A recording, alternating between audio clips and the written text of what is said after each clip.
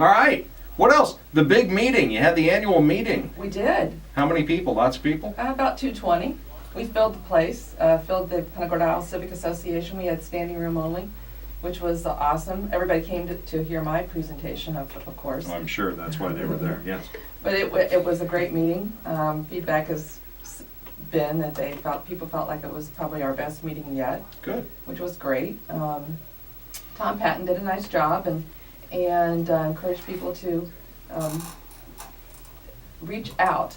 Reach out. Reach out to, if you are retired from a particular business or you have friends elsewhere that may be able to find a use for impact, reach out to your friends. Reach out and imagine. But Bruce Lashley was forget to imagine. Yeah. You still work in impact? Is Is that still being discussed? I guess it was at the annual It meeting. was, Oh, it was okay. from the standpoint of what he was saying Relevant, was to reach out to people that you may know, a business that you may know that may be looking for something, so. Touching. Yep. Charlie, did you want to add something there? Yeah, one interesting point came out of it, the whole discussion about impact and the fact that that was not going to happen.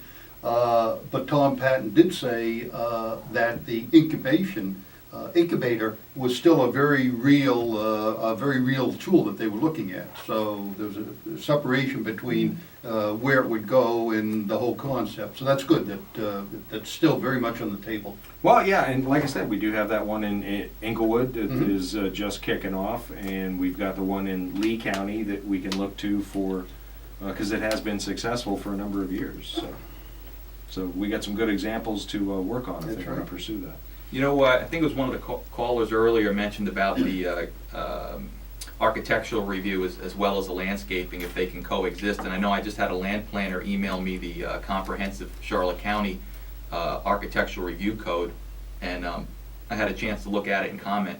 And I think that will marry well with what we're trying to accomplish with the landscape, because there are standards. If your business is destroyed or you're renovating at a 50%, the 50% rule applies, where you have 50% more of the value, you have to adhere to these new codes. Or if you're new construction, so I think the new stuff coming out of the ground is going to look good.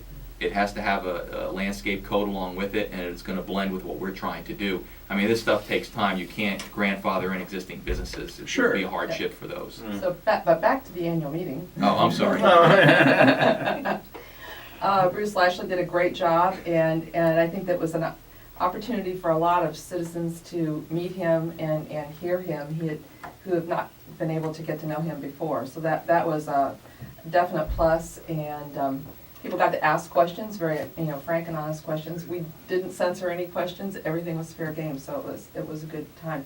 One of the things that we did share with the people that were there was a rendering of what will be the new Veterans Freedom Fountain.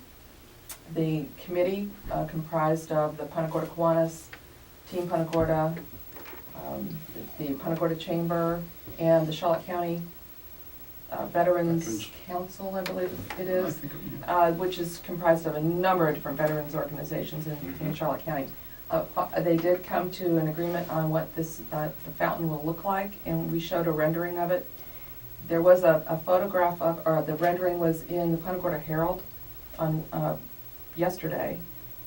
We are going to put it up on our website. It's not there yet, but it will be 3 geysers that will go 15 feet in the air. One will be red, one will be white, one will be blue, and it will be a floating fountain that will be tethered into the lagoon that's next to the gazebo at the Kiwanis Veterans Park, which is actually at the beginning of Lashley Park at the corner of Nesbitt and Retta Esplanade. So we shared that, and it's going to be a lot less costly venture. The previous fountain design was going to cost around $130,000 or so. This is going to cost like $30 to $35. So it's a lot more feasible.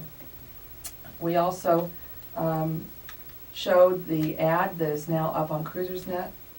If you go to Cruisersnet, which is up on the web, it's Claiborne Young's website, and we showed For that you ad. sailors and yachters. Yes, you cruisers. And intercoastal travelers. And so we have an ad up there advertising Cool. Punta Gorda and Charlotte Good. Harbor, so Good. that's new.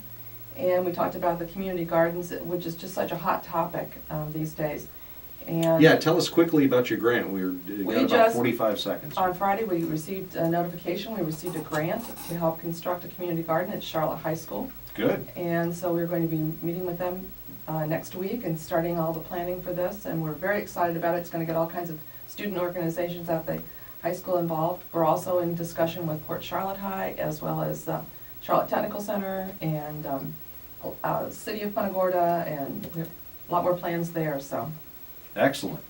See, Nancy kept me in line this time. She said at the Parkside show we did, I talk too much. Yeah, you do. You So- talk. Yeah, so she pulled me back. I know this is Team All right. Punta Gorda time, so, you know. Thank you, Joe. Thank you. You're Appreciate it. welcome. Joe, Thank you. Ruta, thank you, gang. Team Punta Gorda. You find out more information at teampuntagorda.org. See you next month. All right, and Happy Thanksgiving. Oh, you Yeah, too. You right. too. Wow, that is coming up, isn't it? Fox News Radio update on the way. We'll be back after that, kids. Everybody still awake? All right, big finish. See?